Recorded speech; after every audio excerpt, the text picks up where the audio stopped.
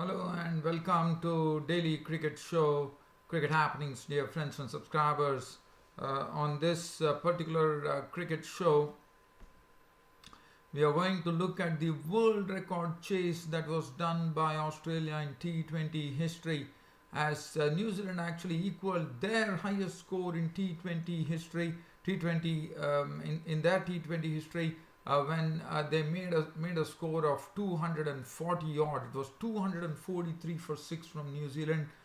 This match was played at Eden Park in Auckland. As you know, Eden Park in Auckland has short boundaries, and the batsman took it. Was absolutely a sort of a mauling, I would say. The batsmen were absolutely on the ascendant there. So New Zealand making 243 for 6, and Australia acing the chase and putting the world record successful chase in T20 history.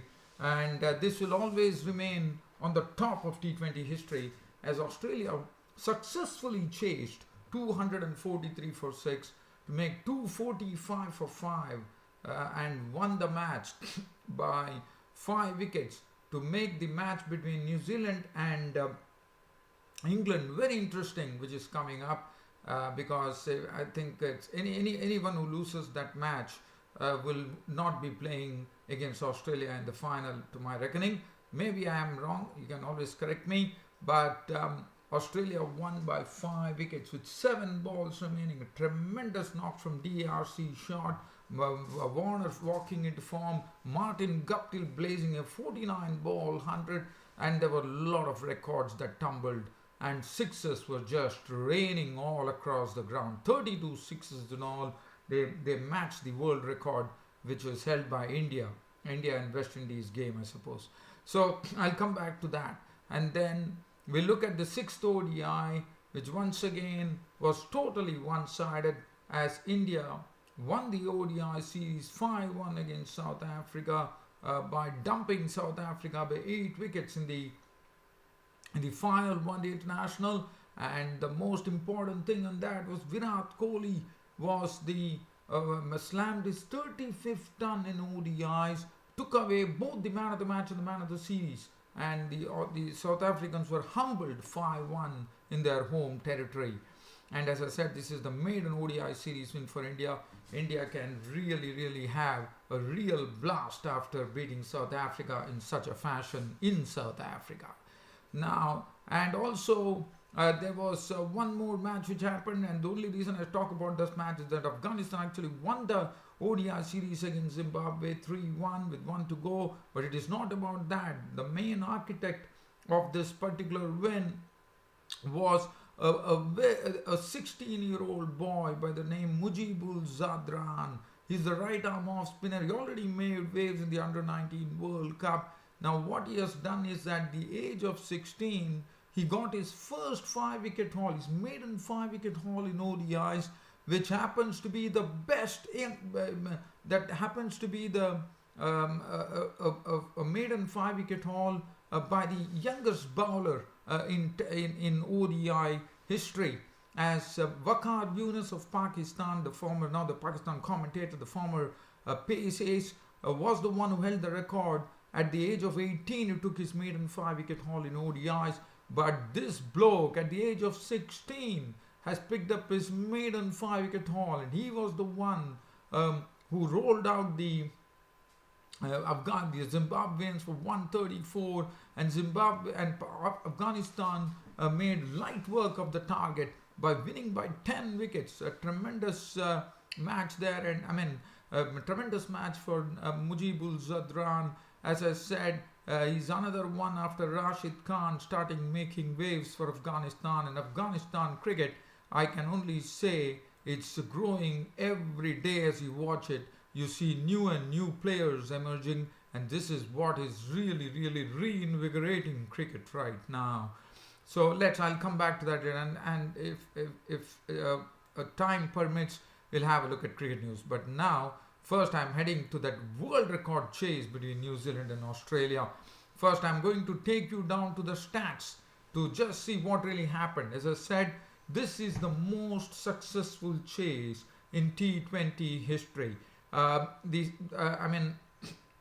If you look at it, It was one chase which happened in the year 2015. That was the one which was the highest ever scored, highest chase which was staged. It was South Africa made 236 for 6, but West Indies could not get there, and they made only 232. But this one, as I said, is the most successful chase in T20 history.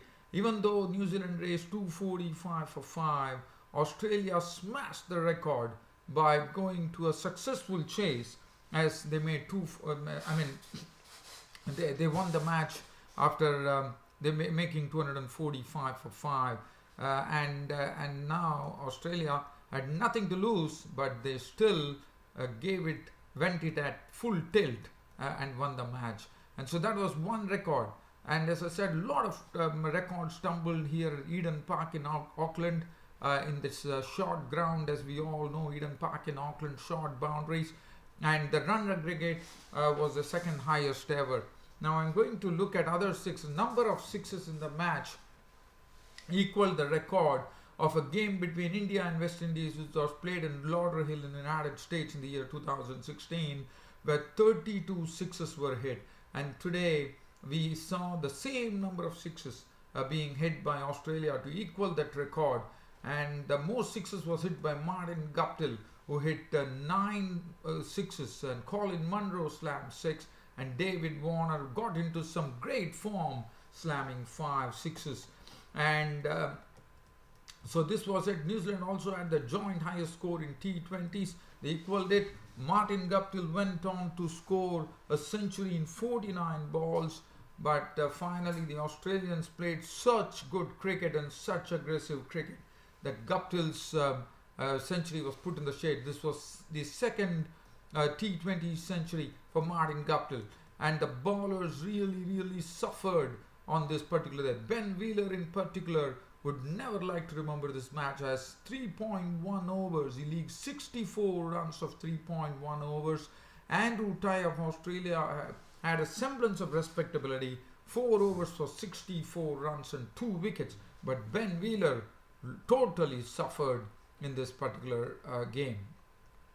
And other than that, Andrew Tye also got the record, with Brett Lee had conceded 56 runs against West Indies at the Oval, and this is the joint third worst spell in the T20s. And other than that, also in the power play overs, the record was held by Netherlands against Ireland, when Netherlands scored 91 runs in the power play overs. That was the one which actually had the record. But in the T20 power play today, Australia went on to equal that record when they made the Australian openers David Warner and D.R.C. Short clubbed 91 runs of the power play overs, and now they equaled that record. And as I said, it was something which was unbelievable hitting that was going on. As I said, yes, the crowd, the stadium, Eden Park, is always known for short boundaries, no doubt about it. And so I just wanted to share some stats before I really start off. So it is going to be a real skimmer here. And New Zealand actually batted first. They got an electric start from Martin Guptill. At the other end was Colin Munro, and 6s and 4s were just raining down the ground. Kane Richardson, if you look at the bowling figures, I thought Kane Richardson, Stan Lake were also taken to the cleaners, no doubt, but at least compared to Andy Tye, their figures looked respectable. 4 overs, 2 for 40 for Kane Richardson. Stan Lake, 4 overs, 1 for 43. Andy Tye, 2 for 64. Stoney's went for 50 of his 4 overs. Ashton Agar did not bowl, was a puzzle, 3 overs, 1 for 24. And D.R.C. Short got his 1 over, which was bowled, got slammed for 19 runs. But Martin Guptill, as I said, went on to Martin Guptill and Munro putting on 132 for the first wicket in 10.4 overs. Brilliant hitting. Martin Guptill was very severe on Andy Tye, and 105 of just, he made a century of 49 balls, equaling the record that was held by Brendan McCullum, I reckon. So 105 runs was his final score for Martin Guptill of 54 balls, 6 4s and 9 6s. Colin Munro slamming 76 of just 33 deliveries, 6 fours and 6 sixes. And everybody indulged themselves. Seifert was promoted in the batting order to give some real oomph to the batting order. In fact, they know Tom Seifert. Seifert is someone who can really belt the ball in a very mighty manner. But Seifert tried his bit. He could contribute only 12 of 6 balls with 1 4 and 1 6. Chapman made 16 of 14 with 1 4. He was hit wicket to the bowling of Billy Stanlake. Grandholm was out cheaply for 3. Taylor was not on 17 of just 6 balls with 2 sixes. Williamson coming down the order was out for 1. Wheeler was not on 1. And the New Zealand managed the score of, not managed, they put up a score of 243 for 6 of their 20 overs.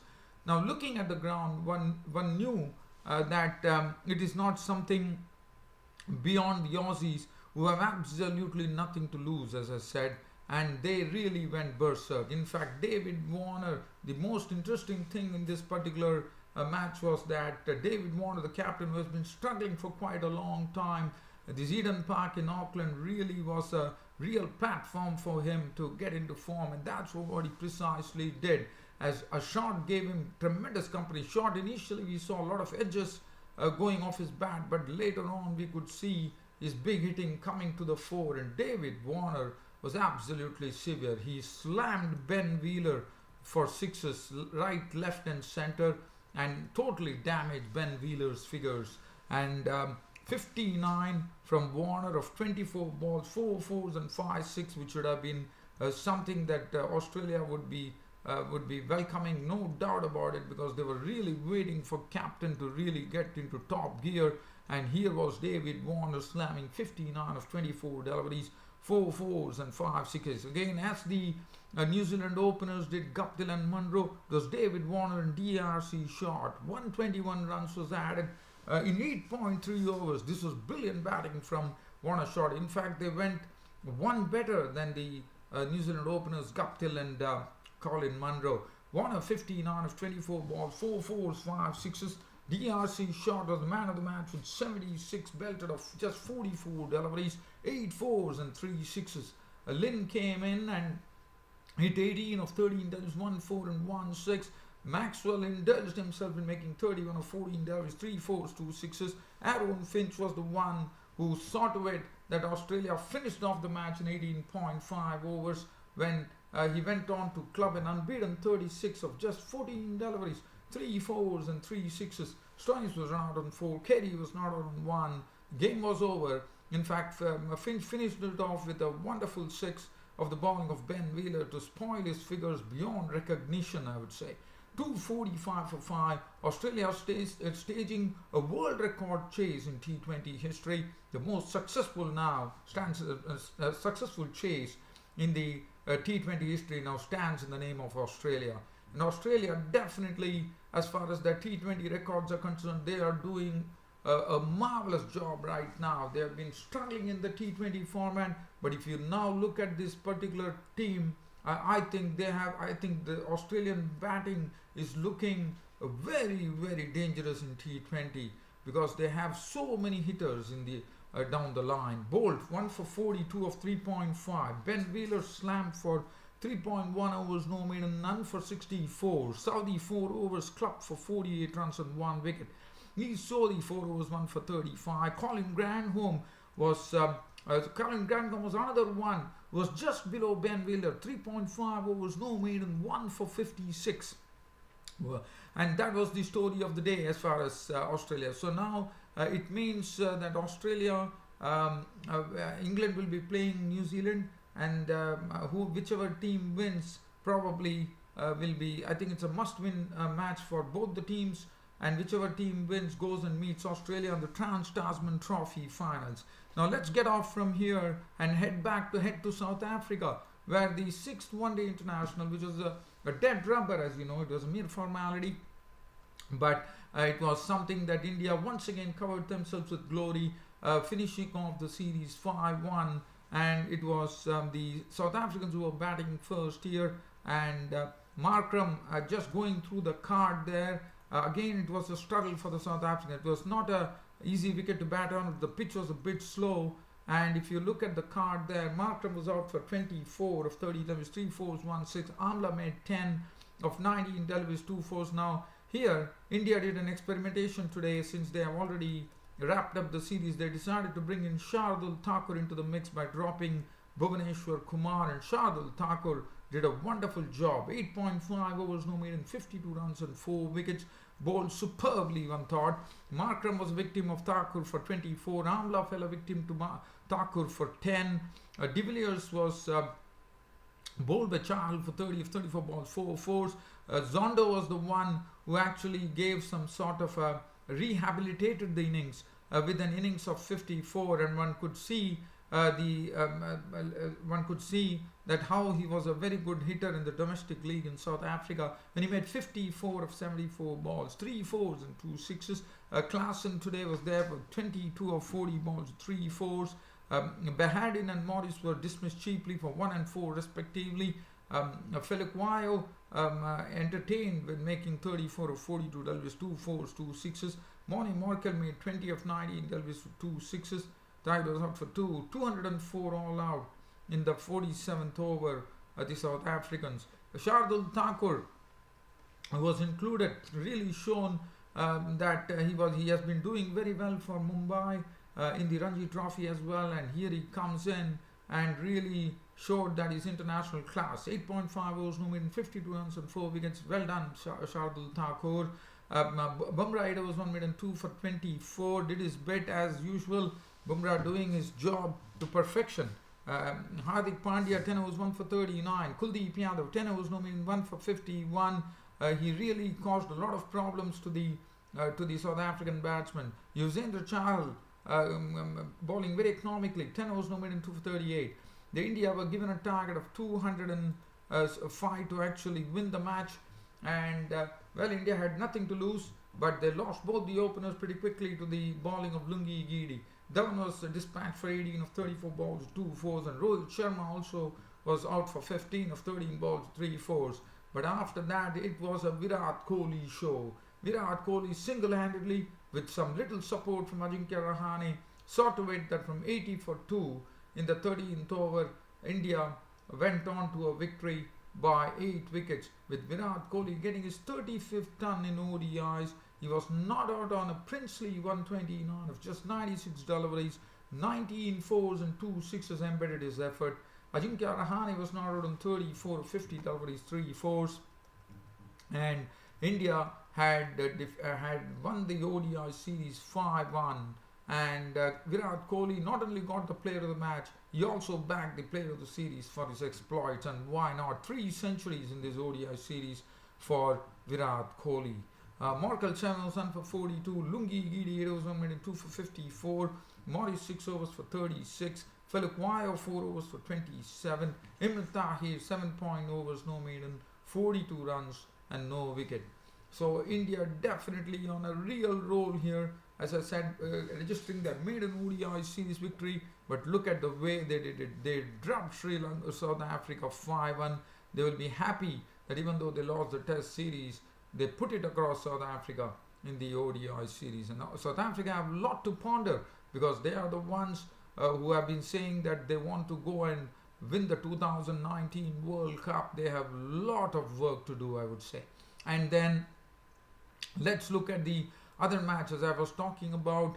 Mujibul Zadran, 16 years old, has gone on to a record for Afghanistan after Afghanistan won the match against Zimbabwe, against the ODI series against Zimbabwe, with 1 more to go.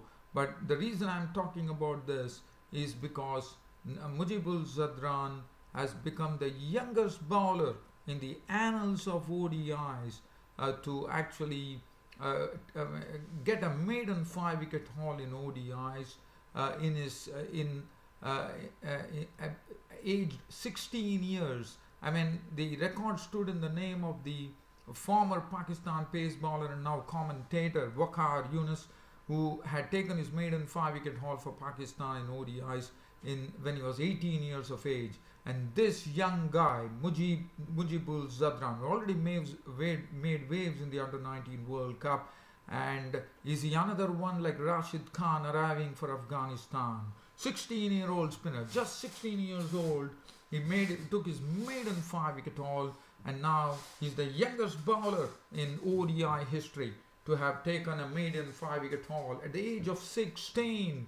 And really hats off to him. The Zimbabweans had no answer to the bowling of Mujibur Zadran, as Zimbabweans were rolled out for 134. Afghanistan made totally light work of it. In fact, they crushed Zimbabwe by 10 wickets and won the series. And Mujibur Zadran take a bow. Well, dear fans and subscribers, that totally wraps up this cricket show of mine today. Hope you all enjoyed it, and you all have a good night. Thank you.